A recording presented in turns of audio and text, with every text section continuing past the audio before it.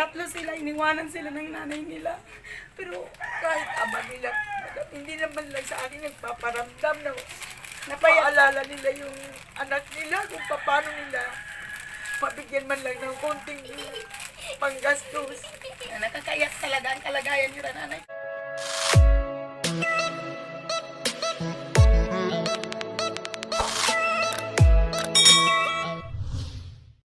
Hi guys, magandang umaga sa inyo. So, mga ka-diet ko ngayon, bibisita po tayo sa isa sa nag-PM sa akin sa aking Facebook na si yung tatlong bata, bisitahin natin. Tara, samahan niyo ko.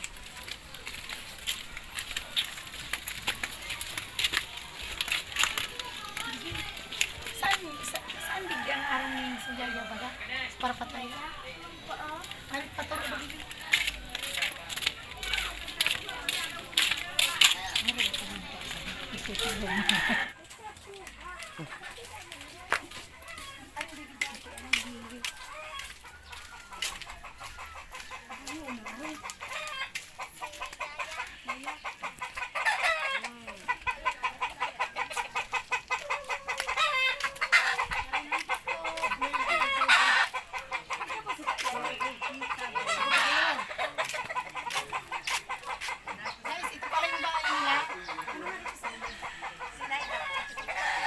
Nanay Sinaida.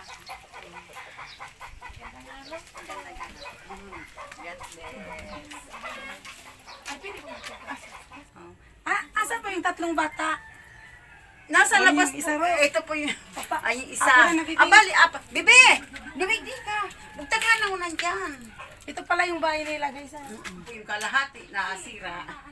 Alin po? Ay, ito nasira po yung nagbagyo pa ng rolly po. Opo. Ayan guys, nasira yung kalating bahay nila nung rolly pa, hindi pa napapayos to.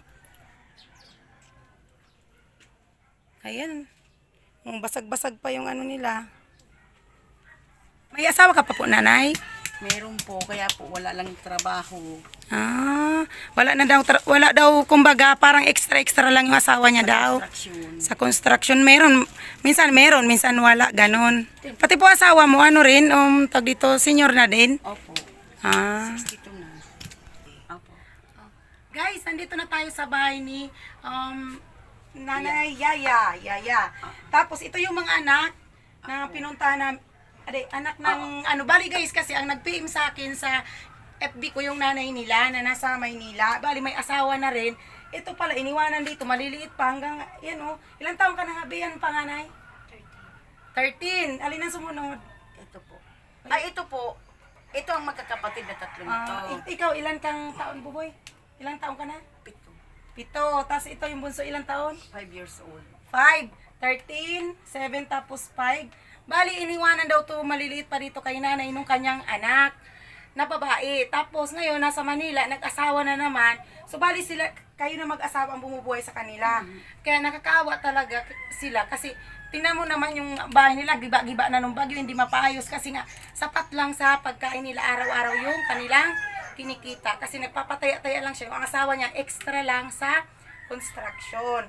So, ayan, bigyan natin ng konting, yung nang nakayanan ko ngayon na madala sa kanila. Kaya sana makakuha ako ng mga sponsor nila para mas matulungan pa natin itong mga kawawang bata na to na parang dito inabando na ng ama nila. Tapos yung ina nila, nag-asawa na rin, di sila na talaga yung nagbubuhay. Kawawa talaga. So pagpasensyahan mo na ito nanay na konting nakayanan ko na meron ditong biscuit. Ayan, biscuit pag ano yun na lang. Tapos model, gatas mo buboy. Tapos mayroong konting dilata dito. Ayan, tsaka itong bigas po, konting bigas, ayan. Tsaka mag-iwan na rin ako sa iyo nanay ng konting pambili ng ulam. Makabili ka ngayon ng ulam nyo. Pagbigay ko ng pambili lang nila na guys ng ulam. Ayan, magbabalik na lang po ako nanay sa susunod na mag-update tayo sa inyo. Maraming salamat po.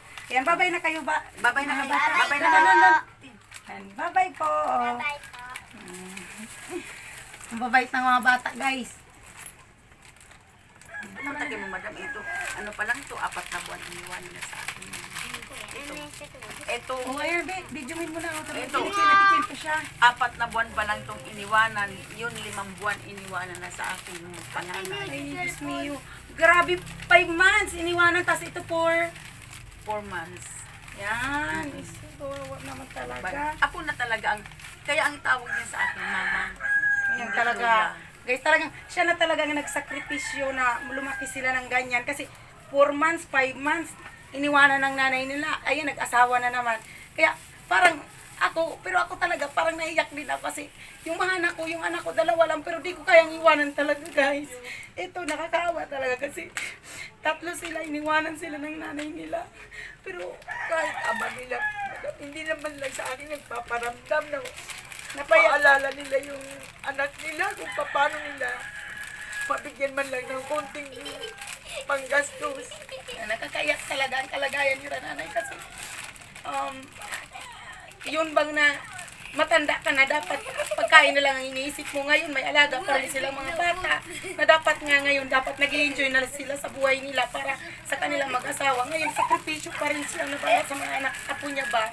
Kaya sana kung sino man makapanood nito may mga bubuting puso, sana matulungan natin kahit konting paraan itong ang mga batang ito para sa kanilang lola na rin.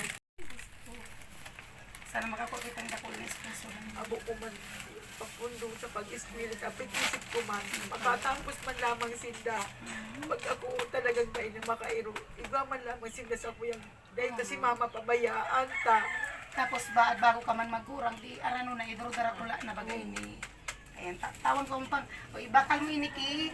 Dahil pag bakal kikindi ah. Papel O, ba ibili mo ng papel. O, bili mong papel. Salamat po. Bili mong papel. Ano sabihin mo? Ate, bili mong papel. Anong sabihin Ano sa sabihin mo? Salamat po. Salamat po. Maraming salamat po.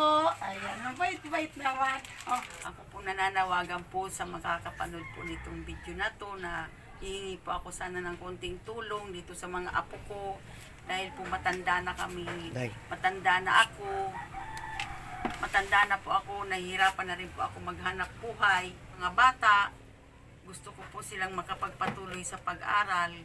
Kaya po nananawagan po ako sa inyo kung sino man po ang may awa na matulungan po kami. Po, kahit po nga tirahan namin, hindi po namin napapaayos, gawa ng sapat lang po ang kinikita namin sa paghanap buhay. please pa, oh. Oh, yung ba? Ito nga, gusto mo sa akin? Gusto mo?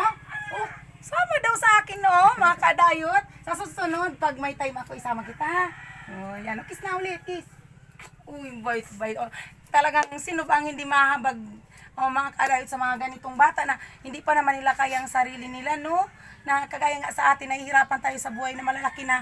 Lalo pa kaya itong mga bata na to, wala pang kamuang-muang sa mundo na umaasa lang sa lola nila sa ganyang kalagayan. Ayan, pakabait lang kayo dito, buboy. Ayan.